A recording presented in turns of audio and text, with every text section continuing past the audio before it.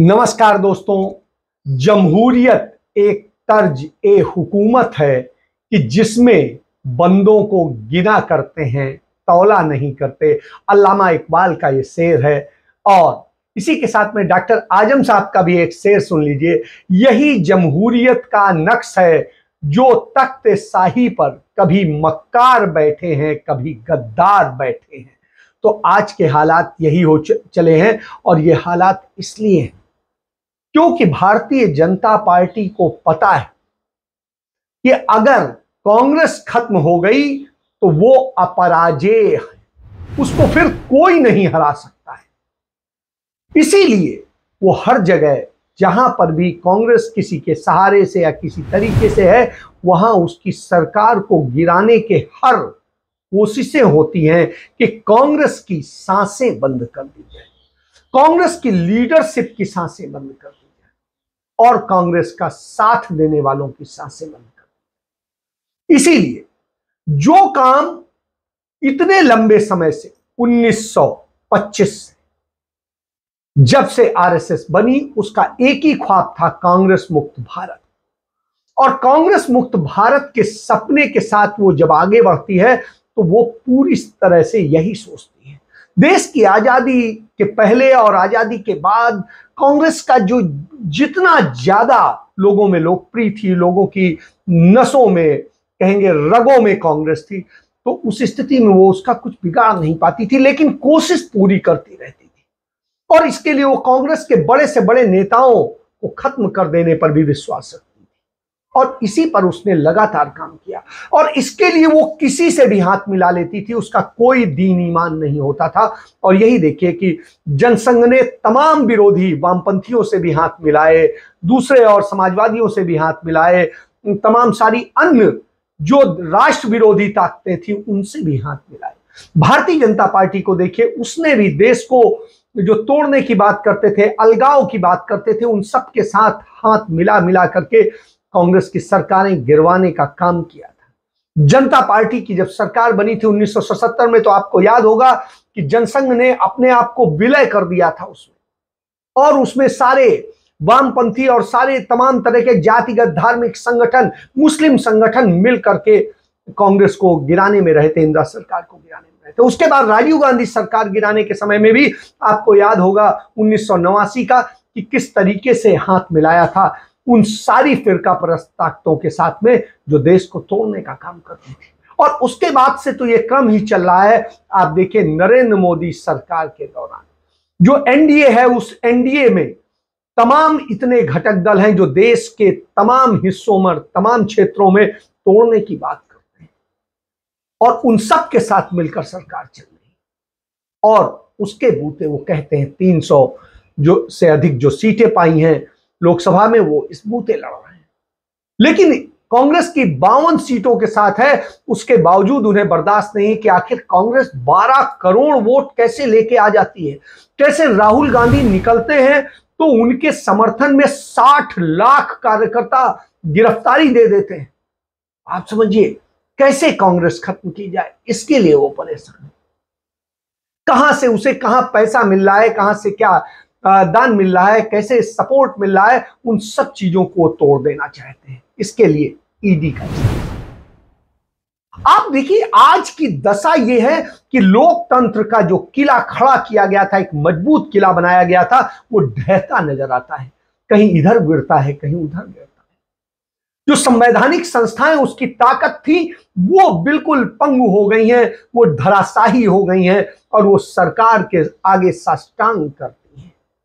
चाहे उसमें कोई भी संस्था आप देख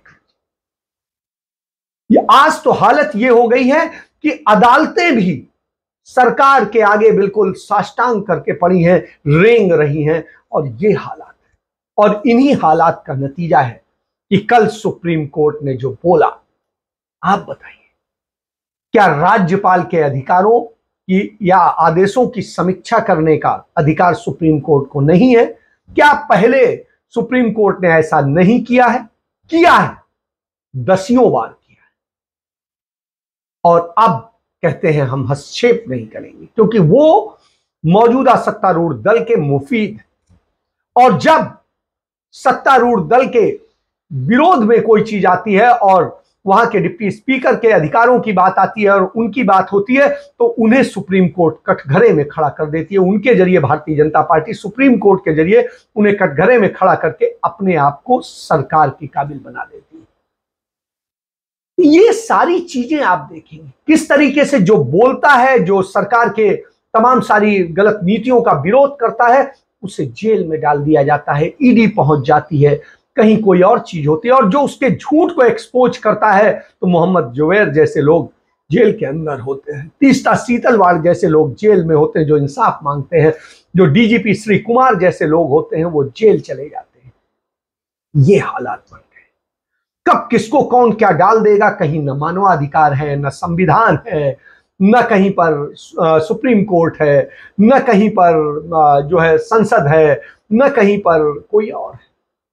सारी संस्थाएं बर्बाद हो गई। प्रधानमंत्री के और उनके खर्चों और दूसरी चीजों के बारे में यदि आप आरटीआई डालेंगे तो उनके जवाब नहीं दिए जाते।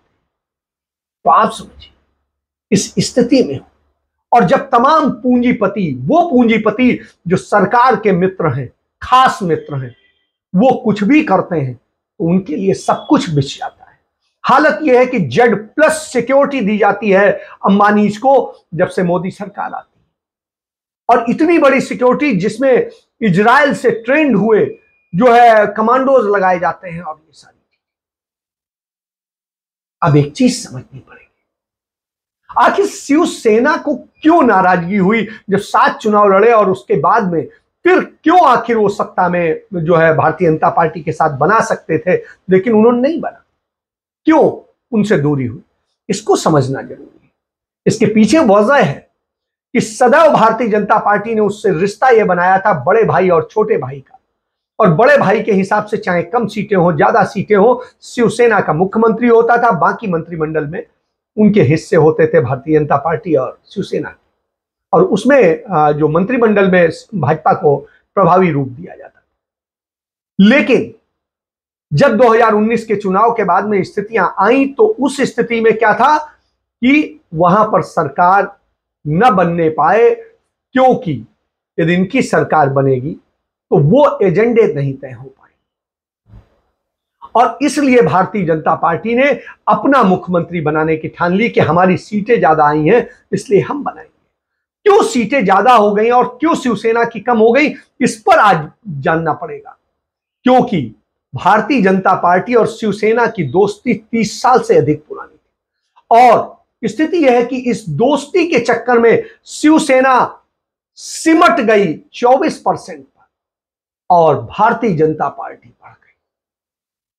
यह शिवसेना की सीटें 73 से घटकर 56 हो गई और बीजेपी की 42 से 106 हो गई, और अब तो जो ओबी थी ओबी तोड़ फोड़ करके उन्होंने अपनी बना ली।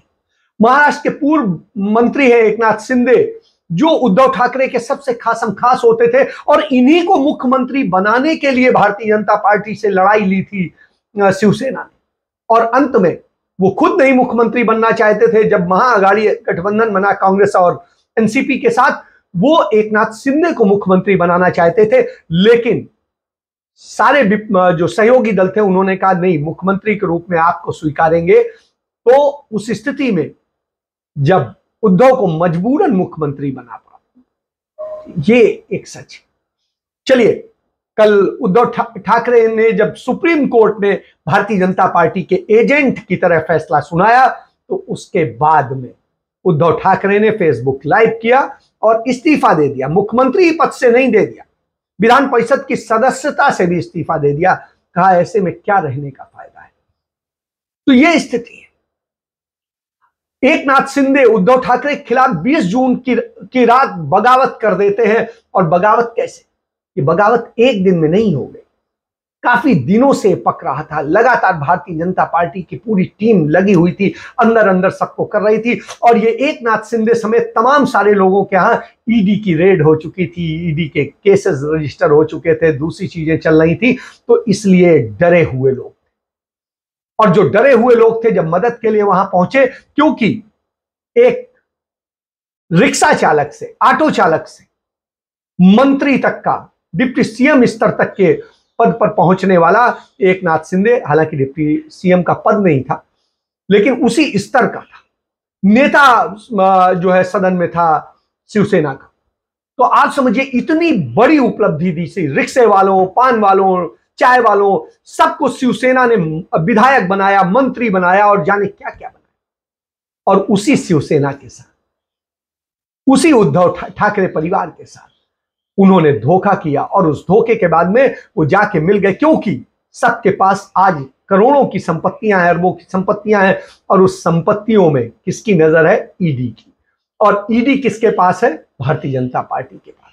तो जिसे अपनी संपत्ति सुरक्षित रखनी है उसे भारतीय जनता पार्टी के खेमे में जाना पड़ेगा। और जो लड़ सकता है राहुल गांधी की तरह, संजय राउत की तरह, तो वो लड़ता है, वो भागता नहीं है, वो जाके सरेंडर नहीं करता है। तो वही स्थिति हुई।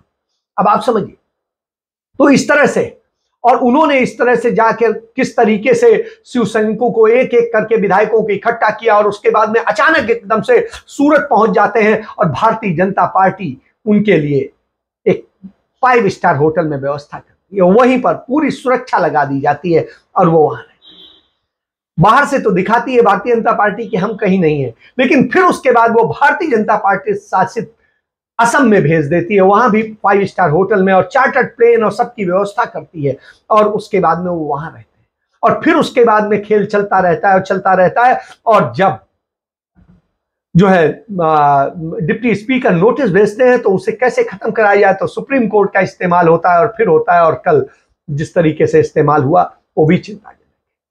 सरकार किसी की बने कोई फर्क नहीं पड़ता, लेकिन लोकतंत्र जीवित रहना चाहिए। और अब तो लोकतंत्र ढह रहा है, न्याय तंत्र ढह रहा है, जांच तंत्र ढह रहा है, सारी व्यवस्थाएं ढह, और देश की अर्थव्यवस्था ढह रही है, सबसे बड़ी बात। और देश की अर्थव्यवस्था ढह चुकी है, इसका सबसे बड़ा उदाहरण कल जीएसटी काउंसिल की बैठक में देखने को मिला, जब राज्यों को मिलने वाला कंपनसेशन भी बंद कर दिया गया।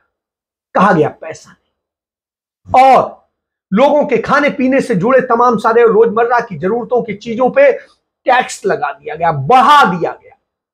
और जिस तरह से किया गया उसके बाद में खाना पीना भी महंगा हो जाएगा। आज एक रिपोर्ट थी कि 3.5 लाख लोग करीब हैं जिन्होंने उज्ज्वला गैस में सिलेंडर मिला था, उन्होंने दोबारा सिलेंडर नहीं भरवाया। 3.5 करोड़ लोग। आप समझ सकते हैं कि किस स्थिति में तो देश किस गर्त में जा रहा है। प्रधानमंत्री खुद कहते हैं कि 80 करोड़ को वो 5 किलो अनाज देकर के रोटी खिला रहे हैं।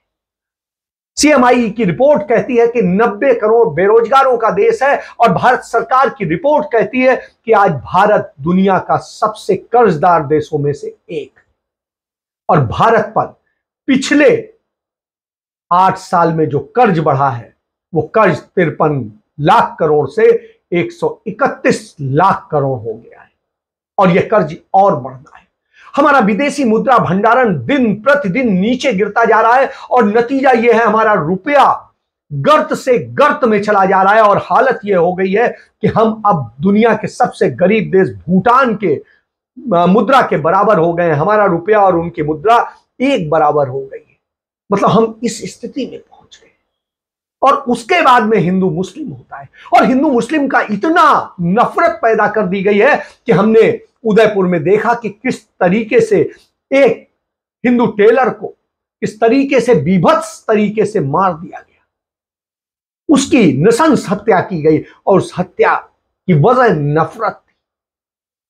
और इस नफरत के खिलाफ, जब इस हत्या के खिलाफ प्रदर्शन हिंदूवादी, कथित रूप से हिंदूवादी निकालते हैं, तो एक पुलिसकर्मी जो बिल्कुल हिंदू था, पक्का हिंदू था, तिलकधारी था, उस हिंदू पुलिसकर्मी को अपनी ड्यूटी परफॉर्म करने के दौरान, जबकि उसने कोई विरोध नहीं किया था, तमाम जो है हिंदूवादियों ने उसे तलवार मार दी। वो अपने जीवन मौत से अस्पताल में लड़ रहा है, और वो भी हिंदू था। तो आप एक हिंदू के मरने पर यह कर रहे हैं, और उसी तरह की घटना आप करने की कोशिश करते हैं एक वर्दीधारी के साथ। आप किस बात के हैं? तो इस तरह का खेल चल रहा है। तो आप समझिए कि जिस तरह से भारतीय जनता पार्टी लगातार जो है 30 साल के अंदर उसने जो है जिस तरीके से सेंध लगाई शिवसेना में, और उस सेंध का नतीजा था कि 33 साल में बीजेपी जो है बिल्कुल उलट पहुंच गई, 42 से 106 पहुंच गई और शिवसेना 73 से घटकर 56 पर आ गई। यानी बीजेपी 152% बढ़ गई और शिवसेना सिर्फ 24% पर सीमित। मतलब भारतीय जनता पार्टी 150% से ज्यादा बढ़ गई वहां पर, और शिवसेना के ऊपर सवारी कर, शिवसेना के सहारे। यही वजह है इस लड़ाई की। हिंदुत्व की लहर के बीच बीजेपी और शिवसेना के बीच जो है गठबंधन 33 साल पहले कब हुआ था? 1989 में हुआ था। और उस समय हुआ था जब भारतीय जनता पार्टी उस पार्टी को सत्ता में, केंद्र में, सरकार में रखे हुए थी जो हिंदुओं के विरोध में थी, जब मुफ्ती मोहम्मद सईद जैसा व्यक्ति देश का गृह मंत्री था और आतंकवादियों को देश से छोड़ा जा रहा था और कश्मीर में कश्मीरी पंडितों को मार करके भगाया जा रहा था, उनके साथ विभत्स घटनाएं हो रही थी और भारतीय जनता पार्टी सत्ता की सहयोगी थी और भारतीय जनता पार्टी का नेता कश्मीर का गवर्नर था। ये स्थितियां हैं। उस दौर में हिंदुत्व के नाम पर, लड़ाई लड़ने के नाम पर एक साथ आए थे। शिवसेना की बीजेपी के साथ जुड़ने की शुरुआत वैसे तो 1984 में ही हो गई थी और शिवसेना के मनोहर जोशी समेत 2 नेताओं ने बीजेपी के सिंबल पर ही मुंबई से चुनाव लड़ा था। यह बात आप समझ सकते हैं, लेकिन वो हार गए। फिर वो शिवसेना से जीते। शिवसेना बीजेपी गठबंधन के पीछे का दिमाग प्रमोद महाजन का था, जो कारपोरेट के लाइजनर थे और उस समय बीजेपी के महासचिव हुआ करते थे।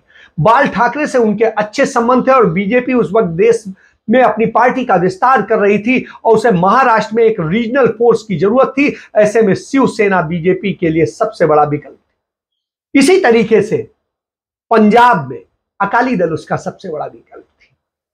वही अकाली दल जो अलगाववाद की बात करती थी, जो खालिस्तान की बात करती थी। तो यहां उस आइडियोलॉजी के साथ थे कि जो हिंदुत्व के नाम पर और यहां पर देश को बांटने वाली आइडियोलॉजी के साथ खड़े हुए थे। तो यह स्थिति है।